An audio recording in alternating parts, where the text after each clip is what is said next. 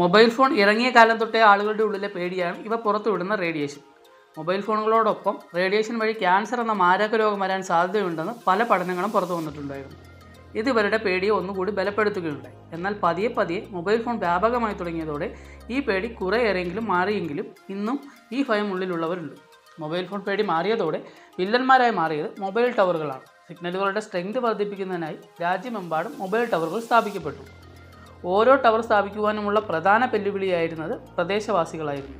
ഈ റേഡിയേഷൻ ഭയം ഉള്ളിലുള്ളത് കൊണ്ട് തന്നെ പ്രക്ഷോഭങ്ങളുമായി തടിച്ചുകൂടുന്ന ജനങ്ങളെ കൺവിൻസ് ചെയ്യുക എന്നത് ഏറെക്കുറെ സാധ്യമല്ലാത്ത കാര്യമായിരുന്നു. ഇന്ന് ഈ കാണുന്ന രീതിയിൽ മൊബൈലുകളും മൊബൈൽ ടവറുകളും ആയതിൻ്റെ പിന്നിൽ ഒരു ചരിത്രം തന്നെ കാണാൻ കഴിയും. എന്നാൽ ഈ റേഡിയേഷൻ്റെ നിജസ്ഥിതി എന്താണ്? ക്യാൻസറിന് ഇവ കാരണമാകുന്നെന്ന് പറയുമ്പോഴും ഇന്ന് വരെ അങ്ങനെ ഒരു കാര്യം സ്ഥിരീകരിച്ചിട്ടുണ്ടോ? നമുക്ക് ഈ വീഡിയോയിലൂടെ നോക്കാം. മൊബൈൽ ടവർ റേഡിയേഷനുകളെ കുറിച്ച് പറയുമ്പോൾ നാം ചെറുതായെങ്കിലും മനസ്സിലാക്കേണ്ട കുറച്ച് ടേംസ് ഉണ്ട്. എന്താണ് ഇലക്ട്രോമാഗ്നറ്റിക് സ്പെക്ട്രം, എന്താണ് അയണൈസേഷൻ, നോൺ അയണൈസേഷൻ റേഡിയേഷൻസ്, ഇവയുടെ വേവ് ലെങ്ത്, ഫ്രീക്വൻസി എന്നിങ്ങനെ കുറച്ച് കാര്യങ്ങൾ. നമുക്ക് ചുറ്റും ഒട്ടനവധി ഇലക്ട്രോമാഗ്നറ്റിക് റേഡിയേഷൻസ് ഉണ്ട്. അതിൽ ഊർജ്ജം കൂടിയവയും ഊർജ്ജം കുറഞ്ഞവയും എല്ലാം ഉൾപ്പെടുന്നുണ്ട്. നാം കാണുന്ന പ്രകാശം പോലും ഒരു ഇലക്ട്രോമാഗ്നറ്റിക് റേഡിയേഷൻ ആണെന്ന് പറയാം. ഇവയെ എല്ലാം ചേർത്ത് നമുക്ക് ഇലക്ട്രോമാഗ്നറ്റിക് സ്പെക്ട്രം എന്ന് പറയാം. ഇതിൽ റേഡിയേഷൻ്റെ ഊർജ്ജത്തിനും വേവ് ലെങ്തിനും അനുസരിച്ച് പല പല പോർഷനുകളായി തിരിച്ചിട്ടുണ്ട്. 400 മുതൽ 700 ഹെർട്സ് വരെയുള്ള ഊർജ്ജം വരുന്നത് നാം കാണുന്ന ദൃശ്യപ്രകാശമാണ്. ഇതിൽ തന്നെ ഏറ്റവും എനർജി കുറഞ്ഞ റേഡിയോ വേവുകളും മൈക്രോവേവുകളുമാണ് മൊബൈൽ കമ്മ്യൂണിക്കേഷനായി നാം ഉപയോഗിക്കുന്നത്. ഇവ നാം നേരത്തെ പറഞ്ഞ നോൺ അയണൈസിങ് റേഡിയേഷനുകളാണ്. ആറ്റങ്ങളെയോ തന്മാത്രകളെയോ അയണൈസ് ചെയ്യാൻ കഴിയാത്ത, അതായത് ആറ്റങ്ങളുടെ സ്വാഭാവിക ഘടനയ്ക്ക് മാറ്റം ഉണ്ടാക്കാൻ കഴിയാത്ത തരത്തിലുള്ള റേഡിയേഷനുകളെയാണ് നോൺ അയണൈസിങ് റേഡിയേഷൻ എന്ന് വിളിക്കുന്നത്. ചെറിയൊരു താപം സൃഷ്ടിക്കാൻ മാത്രമേ ഇവയ്ക്ക് സാധ്യമാകൂ. എന്നാൽ എനർജി കൂടിയ ഗാമ റേസ്, എക്സ് റേസ് പോലുള്ളവ അയണൈസിങ് റേഡിയേഷൻ്റെ വിഭാഗത്തിൽ വരുന്നവയാണ്. ഇവയ്ക്ക് പദാർത്ഥങ്ങളുടെ സ്വാഭാവിക ഘടനയ്ക്ക് മാറ്റം വരുത്തുവാൻ കഴിയും. ഇവ നമ്മുടെ ശരീരത്തിൽ ഏൽക്കുകയാണെങ്കിൽ ആ ഭാഗത്തെ കോശങ്ങൾക്ക് കെമിക്കൽ ചേഞ്ച് ഉണ്ടാകുകയും അത് DNA-യുടെ മ്യൂട്ടേഷന് കാരണമാവുകയും ചെയ്യും. ഇവയെ നിയന്ത്രിക്കുന്ന അളവിൽ ഉപയോഗിച്ചാണ് നാം എക്സ്റേ, സ്കാനിങ് എന്നിവ സാധ്യമാക്കുന്നത്. നേരത്തെ പറഞ്ഞതുപോലെ തീവ്രത കുറഞ്ഞ റേഡിയോ വേവുകളും മൈക്രോവേവുകളുമാണ് നാം മൊബൈൽ ടവറുകളിലും ഫോണുകളിലും ഉപയോഗിക്കുന്നത്. ഇതിൽ തന്നെ കൂടുതലായും ഏറ്റവും തീവ്രത കുറഞ്ഞ റേഡിയോ വേവുകളാണ് ഉപയോഗിച്ചു വരുന്നത്. ഇവയേക്കാൾ തീവ്രത കൂടിയവയാണ് നാം കാണുന്ന ദൃശ്യപ്രകാശവും TV റിമോട്ടുകളിൽ ഉപയോഗിക്കുന്ന ഇൻഫ്രാറെഡ് കിരണങ്ങളുമൊക്കെ. ഇതിൽ രസകരമായ കാര്യം എന്തെന്നാൽ നമ്മുടെ ശരീരം തന്നെ ഒരു 100 വാട്ട് ബൾബിൻ്റെ എനർജിക്ക് സാധ്യമായ അളവിൽ ഇൻഫ്രാറെഡ് കിരണങ്ങൾ പുറത്തുവിടുന്നുണ്ട്. നഗ്നനേത്രങ്ങൾ കൊണ്ട് നമുക്കിത് കാണാൻ കഴിയുന്നില്ല എന്ന് മാത്രം. ഇത്രയും തീവ്രത കുറഞ്ഞതാണെങ്കിൽ കൂടിയും ഇവ മൊബൈൽ ഫോണുകളിലും ടവറുകളിലും ഉപയോഗിക്കുന്നതിന് പല നിയന്ത്രണങ്ങളും കൊണ്ടുവന്നിട്ടുണ്ട്. റേഡിയോ വേവ്സിന് താപനിലയിൽ ചെറിയ വ്യത്യാസം ഉണ്ടാക്കാൻ സാധിക്കുമെന്ന് പറഞ്ഞല്ലോ.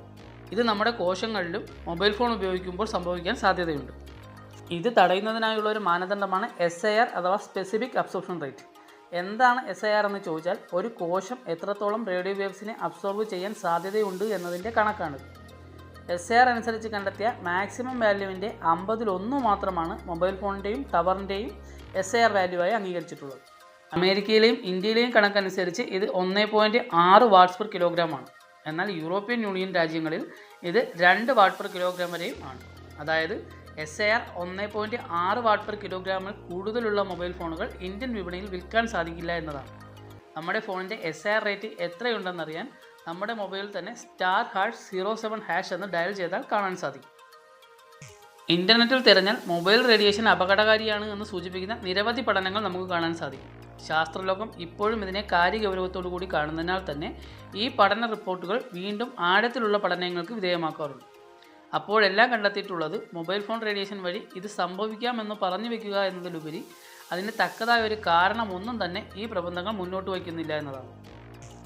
ലോകാരോഗ്യ സംഘടന തന്നെ നേരിട്ട് 30 വർഷത്തോളം ഈ വിഷയത്തിൽ പബ്ലിഷ് ചെയ്ത പ്രബന്ധങ്ങളെപ്പറ്റി ഒരു പഠനം നടത്തുകയുണ്ടായി. ശേഷം അവർക്ക് കണ്ടെത്താനായത് മറിച്ചൊന്നുമായിരുന്നില്ല.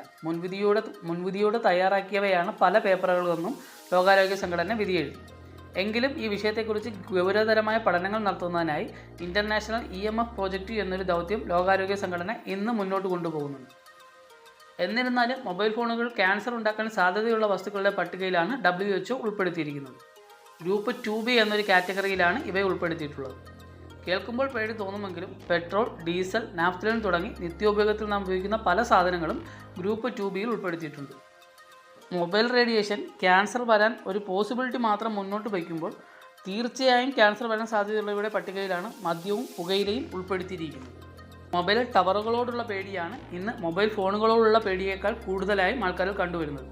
മനസ്സിലാക്കേണ്ട കാര്യം, മൊബൈൽ ടവർ റേഡിയേഷനുകൾ അപകടമുണ്ടാക്കുന്നവയാണെങ്കിൽ ടവറുകളേക്കാൾ റേഡിയേഷൻ പുറത്തുവിടുന്നത് മൊബൈലുകളാണ്. കാരണം വളരെ ചെറിയൊരു ആൻറ്റിന മാത്രമാണ് മൊബൈൽ ഫോണുകളിൽ ഉള്ളത്. അതിനാൽ തന്നെ സിഗ്നൽ റിസീവ് ചെയ്യാൻ വേണ്ടി കൂടുതൽ റേഡിയേഷൻ ഇവയ്ക്ക് പുറത്തേക്ക് വിടേണ്ടതായി വരുന്നു.